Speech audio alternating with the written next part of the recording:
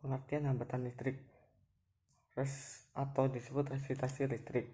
Resistasi listrik atau lebih tepatnya dengan resistasi listrik adalah kemampuan suatu bahan benda untuk menghambat atau mencegah aliran arus listrik.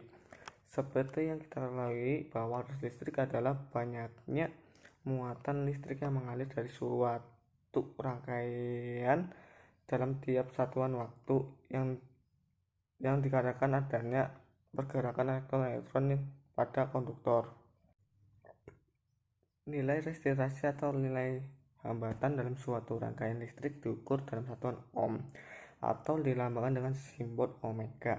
Sedangkan prefix atau awalan SI yang digunakan untuk menandai kelipatan ganda suatu resistansi listrik adalah kilo ohm, giga ohm, mega ohm. Pada dasarnya, setiap bahan pengantar atau konduktor memiliki sifat yang menghambat aliran arus listrik. Besar hambatan listrik pada suatu pengantar atau konduktor dipengaruhi oleh beberapa faktor. 1. Jenis bahan, contohnya tembaga. 2. Suhu. Nilai suhu akan meningkat seiringnya dengan meningkatnya suhu pada pengantar. Yang ketiga, panjang pengantar. Semakin panjang suatu pengantar, semakin tinggi nilai resistasinya. Yang keempat, luas penampang. Semakin kecil diameter suatu pengantar, makin tinggi pula nilai resistasinya. Komponen elektronik yang berfungsi sebagai penghambat arus listrik ini adalah resistor. Resistor dalam suatu rangkaian elektronika dapat berfungsi untuk menghambat atau mengurangi arus listrik dan sekaligus juga bertindak untuk menurunkan level tegangan listrik di dalam rangkaian. Hubungan hambatan listrik dengan tegangan dan arus listrik. Hubungan antara resistansi atau hambatan listrik dengan tegangan atau voltage dan arus listrik current dapat dijelaskan dengan hukum Ohm yang ditentukan oleh seorang fisikawan Jerman yang bernama Georges Simon Ohm pada tahun 1789. Berikut ini adalah persamaan hukum Ohm. V sama dengan I kali R dan R sama dengan V bagi I atau I sama dengan V bagi B, dengan dimana V adalah tekanan, I adalah arus listrik, dan R adalah hambatan. Dari persamaan tersebut dapat dijelaskan bahwa setiap 1 ampere untuk arus listrik yang mengalir melewati sebuah komponen dengan beda potensial atau tegangan sebesar 1 volt, maka resistansi atau hambatan listrik pada komponen tersebut adalah 1 ohm. Jika suatu rangkaian yang diberikan tegangan 24 volt dan membutuhkan arus listrik sebesar 0,5 ampere, maka hambatan yang diperlukan adalah 48 ohm, dengan R sama dengan V bagi I sama dengan 24 bagi 0,8, jadi ketemunya 48 ohm.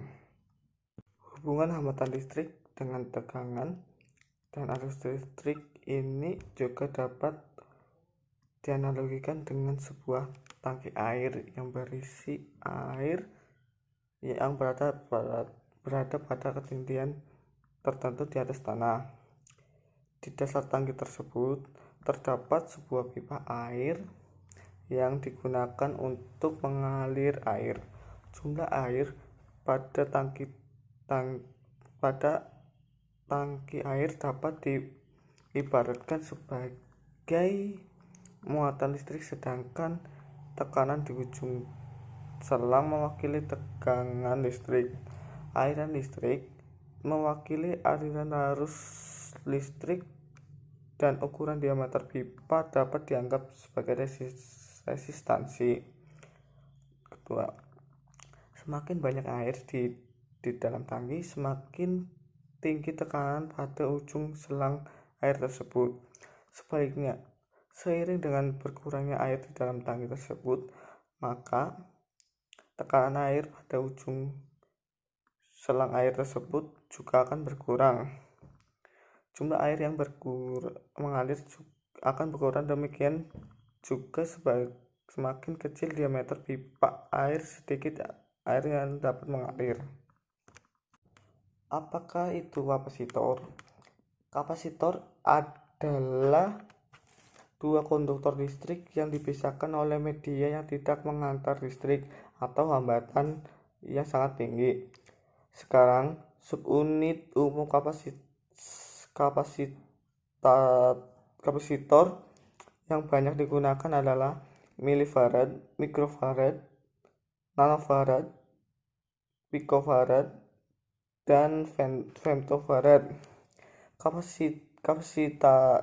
Kapasitor dari sebagian besar kapasitor digunakan dalam sirkuit elektronik adalah skala kecil dari farad.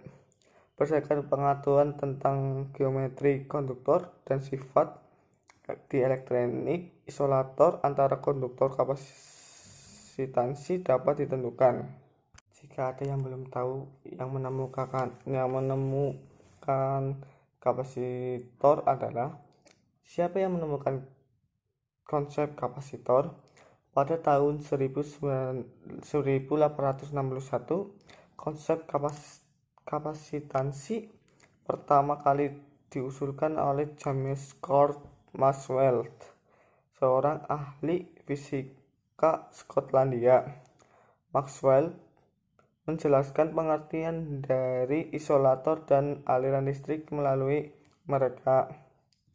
Seiring dengan itu, ia belajar bagaimana gerak listrik akan menciptakan keadaan polaritas. Rumus kapasitansi.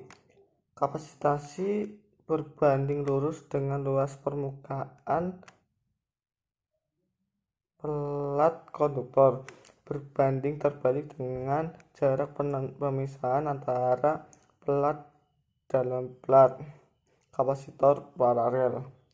Kapasitansi diberi oleh rumus C sama dengan Q dibagi F.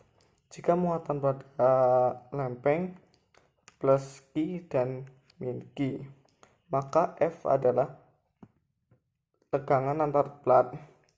Energi kapasitor akan terdapat dalam medan magnet sekitar energi sebanding dengan kuota dari gaya medan yang berbanding dengan muatan pada plat.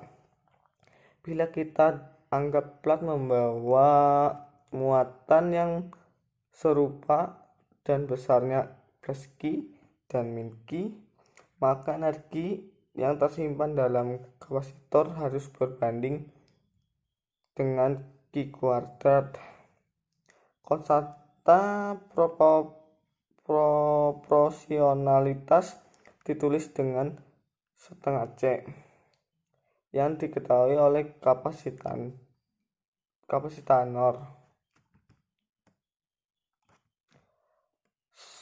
Satuan kapasitansi. Satuan kapasitansi adalah farad dan 1 farad adalah 1 coulomb per volt. Sifat untuk menyimpan muatan diukur dalam farad.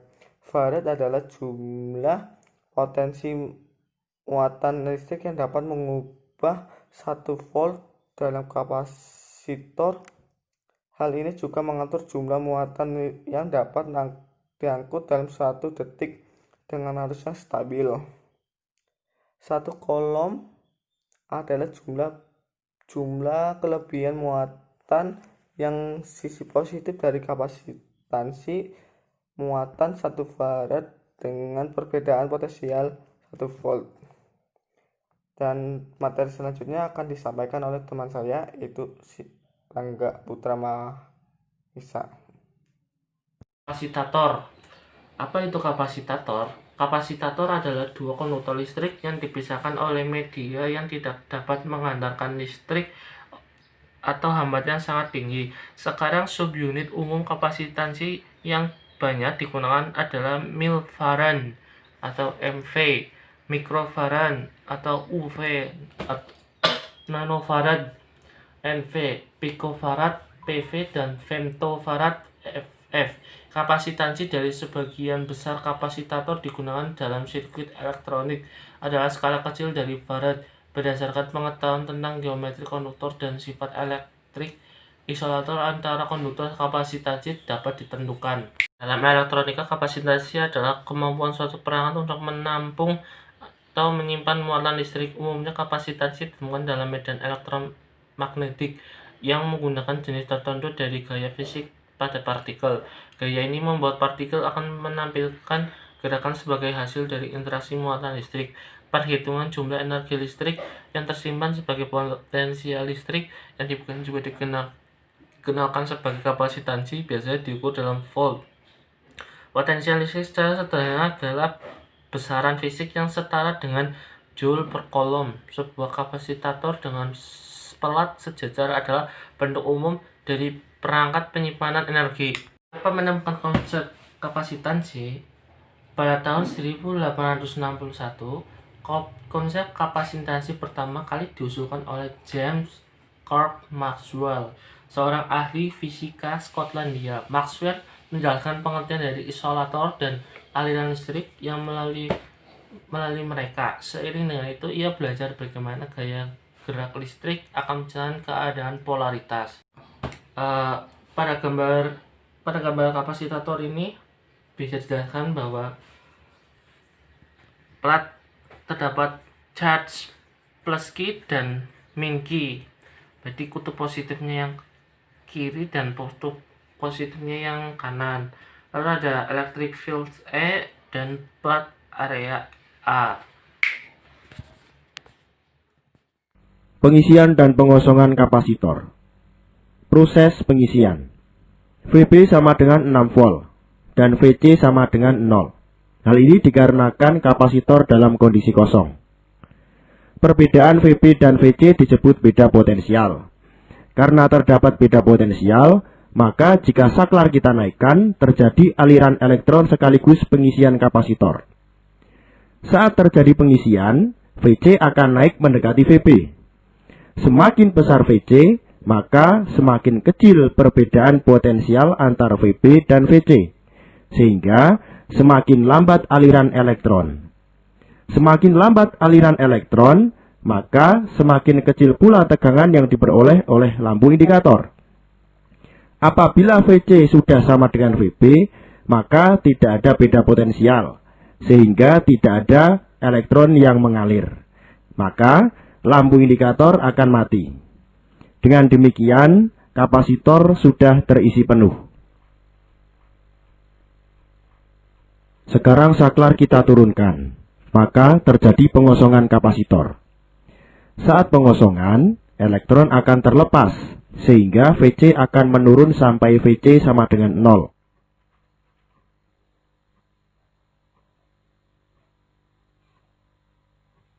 Jika VC sama dengan 0, maka elektron sudah terlepas semua. Dengan demikian, kapasitor sudah kosong kembali.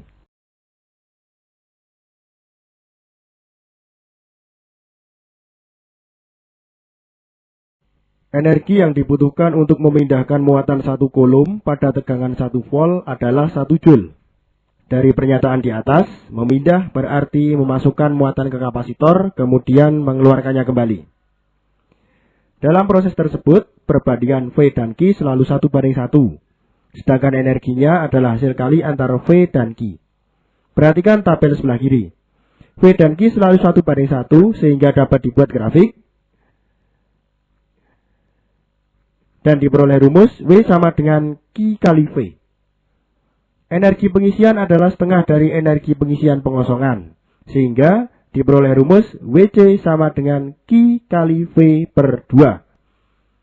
Karena Q sama dengan C kali V, maka C kali V dapat disubstitusikan, sehingga WC sama dengan C kali V per 2.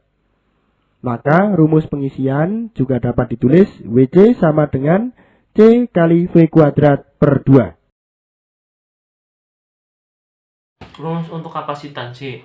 Kapasitansi berbanding lurus dengan luas permukaan plat konduktor dan berbanding terbalik dengan jarak pemisah antara plat dan plat kapasitor paralel. Kapasitansi diberikan oleh rumus C sama dengan Q per V. Jika muatan pada lempeng plus Q dan min Q, maka V adalah cegeran antara plat. Energi kapasitator akan terdapat dalam medan listrik sekitarnya. Energi ini sebanding dengan kuadrat dari gaya medan yang sebanding dengan muatan pada plat. Bila kita anggap plat membawa muatan yang serupa dan besar plus Q dan Q, maka energi yang tersimpan dalam kapasitator harus sebanding dengan Q kuadrat. Konstanta proporsionalitas ditulis dengan setengah C, maka EC sama dengan tanda kurung setengah C Q pangkat 2. Konstanta C adalah sifat geometri kapasitator yang disebut dengan kapasitansi. Satuan kapasitansi. Satuan kapasitansi adalah farad, dan 1 farad adalah 1 coulomb per volt. Sifat untuk menyimpan muatan listrik diukur dalam farad. Farad adalah jumlah potensi muatan listrik yang dapat mengubah 1 volt. Dalam kapasitator, hal ini juga mengukur jumlah muatan listrik yang dapat diangkut dalam 1 detik dengan arus yang stabil. 1 coulomb adalah jumlah kelebihan muatan pada sifat positif dari kapasitansi muatan 1 farad dengan perbedaan potensial 1 volt. Induktansi. Induktansi merupakan sifat sebuah rangkaian listrik atau komponen yang menyebabkan timbulnya GGL di dalam rangkaian sebagai akibat perubahan arus yang melewati rangkaian shaft inductance atau akibat perubahan arus yang melewati rangkaian tetangga yang dihubungkan secara magnetis. Induktasi bersama atau mutual inductance. Pada kedua keadaan tersebut, perubahan arus berarti ada perubahan medan magnetik yang kemudian menghasilkan GGL. Apabila sebuah kumparan dialiri arus, di dalam kumparan tersebut akan timbul medan magnetik. Selanjutnya, apabila arus yang mengalir bersara berubah-ubah, terdapat waktu akan menghasilkan flux magnetik yang berubah terhadap waktu. Perubahan flux magnetik ini dapat menginduksi rangkaian itu sendiri, sehingga di dalam timbul GGL induksi yang diakibatkan perubahan flux magnetik sendiri dinamakan GGL induksi. Apakah kalian tahu yang dimaksud dengan induktansi dan induktor? Induktansi atau L diukur dalam Henry adalah efek dari medan magnet yang terbentuk di sekitaran konduktor pembawa arus yang bersifat menahan perubahan arus. Arus listrik yang melewati konduktor membuat medan magnet sebanding dengan arus besar arus. Sedangkan induktor merupakan komponen elektronika yang dapat menyimpan energi pada medan magnetik atau IMF. Tegangan induksi atau arus induksi dari sumber listrik baik berupa AC maupun DC. Faktor-faktor yang mempengaruhi induktansi pada induktor. Yang pertama, jumlah lilitan atau N. Semakin banyak jumlah lilitan, maka induktansinya akan semakin besar. Yang kedua, luas kumparan atau A. Semakin luas penampang kumparan, menghasilkan induktansi yang semakin besar. Yang ketiga, panjang kumparan atau L. Semakin panjang ukuran kumparan, maka induktansinya akan semakin kecil. Yang keempat, permeabilitas bahan inti atau nu.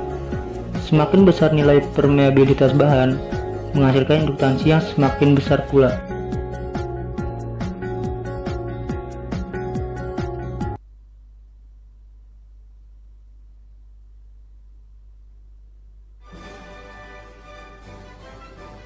An inductor is a coil of wire wrapped around a magnetic material. Current flowing through the inductor creates a magnetic field, and magnetic fields do not like to change. As a result, an inductor is a device which tries to prevent the current flowing through it from changing. If the amount of current flowing through the inductor is constant, the inductor will be happy and it will not generate any forces on the charged particles flowing through it. In this case, the inductor behaves just like a normal wire.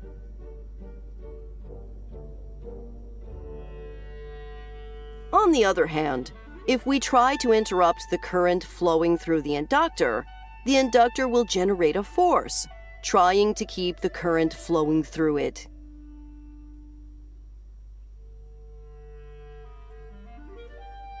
If an inductor is connected to itself and there is no resistance in the circuit, the current will theoretically continue circulating forever.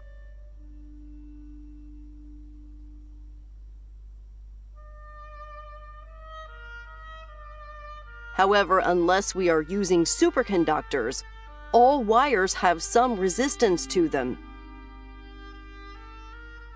and the current will eventually decay to zero.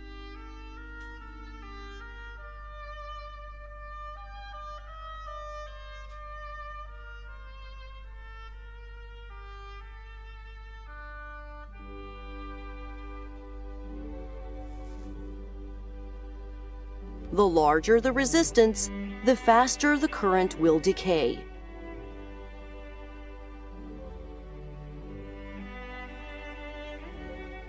But the larger the inductance of the inductor, the slower the current will decay.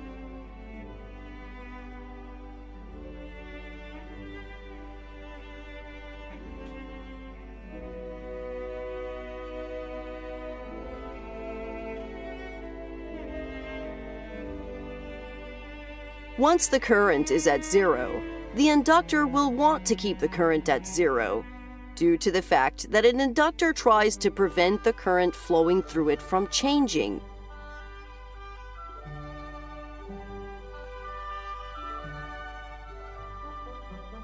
Therefore, when we connect this inductor to a circuit, the inductor will initially create a force trying to prevent the current through it from increasing.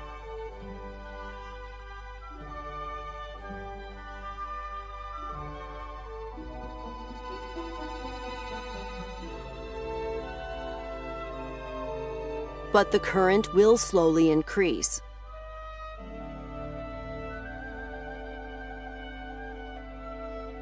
The larger the inductance of the inductor, the slower the increase in current will be.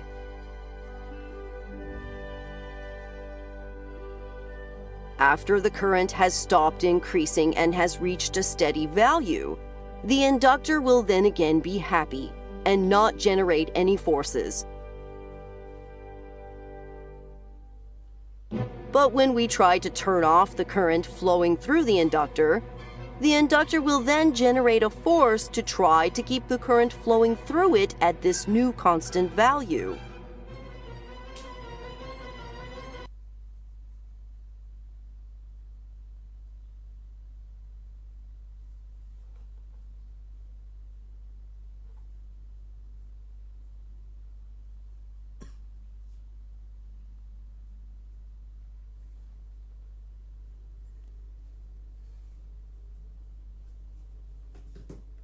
Gaya gerak listrik atau GGL, induksi pada kumparan.